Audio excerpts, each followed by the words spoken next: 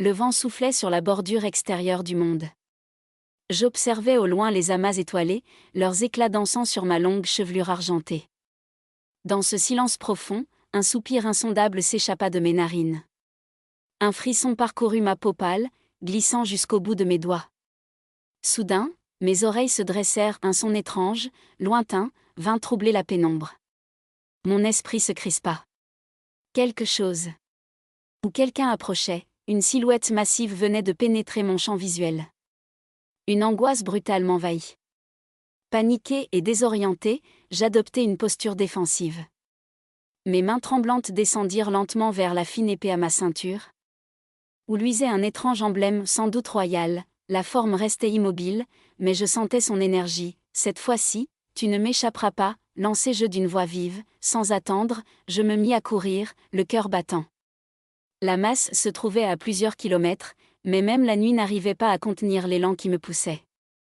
À mi-chemin, l'obscurité commença à se dissiper. Les premiers rayons du soleil caressaient les cimes des arbres, et l'humidité de l'herbe traversait le tissu de mes bottes, mais à mesure que je m'approchais, une odeur âcre de soufre heurta mes sens.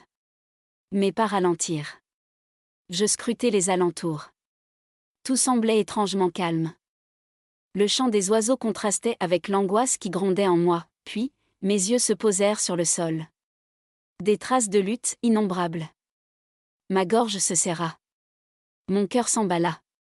Mes mains se mirent à trembler. Mon corps ne répondait plus, paralysé. Une torpeur sourde envahit mon esprit. Je fermai les yeux de toutes mes forces, le vide, un calme absolu m'enveloppa, me consumant d'un étrange sentiment de paix. La pluie tombait au loin. Une lumière rougeâtre passait à travers mes paupières closes, puis une voix, n'aie crainte, le silence reprit, pesant, j'ouvris lentement les yeux. L'étonnement me saisit. Devant moi se tenait un homme d'une trentaine d'années. Nous étions dans un renfoncement rocheux, comme une caverne. Avant même que je ne dise un mot, il me coupa, enthousiaste, n'aie crainte. Je m'appelle Artus, il m'expliqua qu'il m'avait trouvé évanoui après d'une heure de marche d'ici. Sa voix était sincère, posée, mais un grondement lointain, un roulement d'orage, s'invita à la conversation. L'air se fit plus froid, vraiment ? Comment pourrais-je vous faire confiance, alors qu'une guerre est sur le point d'éclater ? Il haussa légèrement les épaules, ajoutant un morceau de bois dans l'âtre. Personne ne t'oblige à me croire. Et rien ne te retient ici. Je ne pouvais m'empêcher de le détailler. Il portait une cuirasse cloutée rouge et grise, des bottes de cuir et un pantalon grossier. Une balafre en forme de croix marquait son visage près de l'œil gauche. Ce dernier, voilé par le temps, dégageait une forme étrange de sagesse.